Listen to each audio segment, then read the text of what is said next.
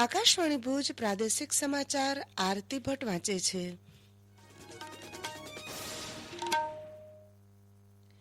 નમસ્કાર. સમાચારના આરંભે કોરોના સામેની રાષ્ટ્રની એકજૂથ લડતમાં આપ પણ જોડાઓ અને કોરોનાથી બચવાના 3 સરળ ઉપાય અપનાવો. હંમેશા માસ્ક પહેરો, 2 ગજની દૂરી એટલે કે સામાજિક અંતર જાળવો અને હાથ તથા મોંની સ્વચ્છતા જાળવો. હવે સમાચાર.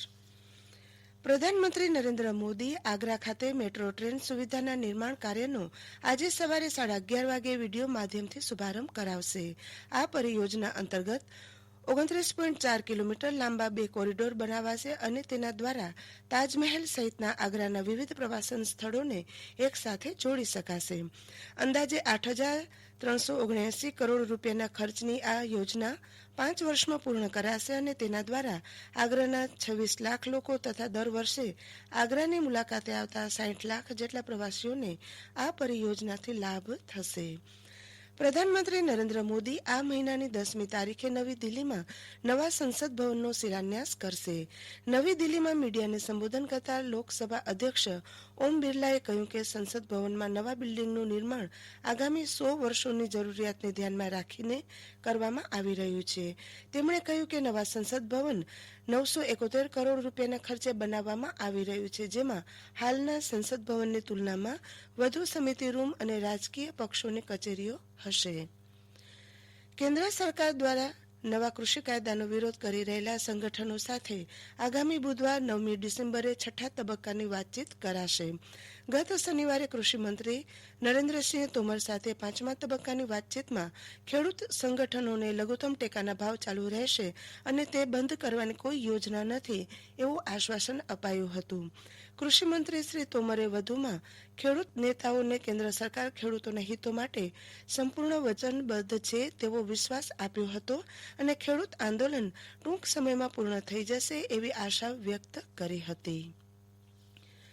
રાજ્યમાં કોરોના સંક્રમણના કેસ વધી રહ્યા છે. એ પરિસ્થિતિને ધ્યાને રાખીને અમદાવાદ પોલીસ કમિશનર સંજય શ્રીવાસ્તવે ગઈકાલે મોડી રાતે જાહેરનામું બહાર પાડીને જણાવ્યું હતું કે અમદાવાદમાં બીજો હુકમ ન થાય ત્યાં સુધી રાત્રિ કર્ફ્યુ ચાલુ રહેશે.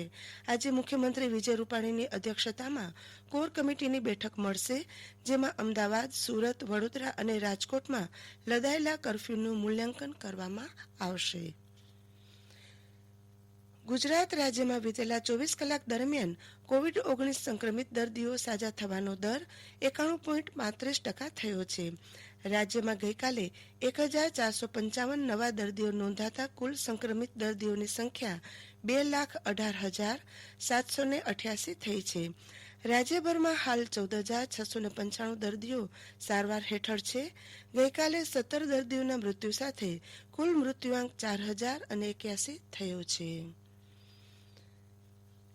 કચ્છ જિલ્લામાં વિતેલા 24 કલાક દરમિયાન કુલ 24 કોરોના સંક્રમિત દર્દીઓ નોંધાયા હતા, જેમાં ભુજ, અંજાર, ગાંધીધામ શહેરના 14 કેસ, ભચાઉ 1, જ્યારે ગ્રામ્ય વિસ્તારમાંથી 9 કેસ નોંધાયા, જેમાં નખત્રાણા, ભુજ 3, અંજાર, લખપત, માંડવીમાં 1 કેસ નોંધાયો હતો.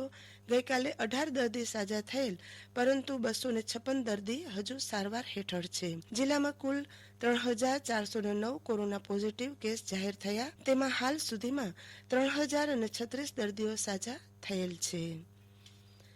કચ્છ જિલ્લામાં આગામી જાન્યુઆરી મહિનામાં કોરોનાની રસી આવશે તે માટે જિલ્લાના 10 તાલુકા શહેરો સહિત 400 ગામોમાં 2,98,000 લોકોના સર્વેની કામગીરી પૂર્ણ કરાઈ છે.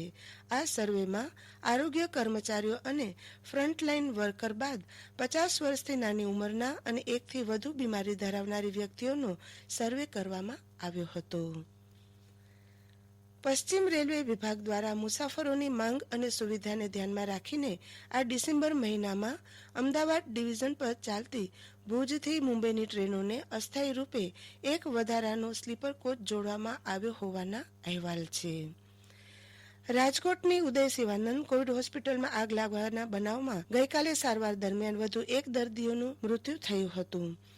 તાજેતરમાં રાજકોટની કોવિડ હોસ્પિટલમાં આગ લાગતા સારવાર લઈ રહેલા કોવિડના 5 દર્દી મોત નીપજ્યા હતા, જેનામાં ગાંધીધામના રહેવાસી 66 વર્ષના દર્દીનું પણ મૃત્યુ થયું હતું.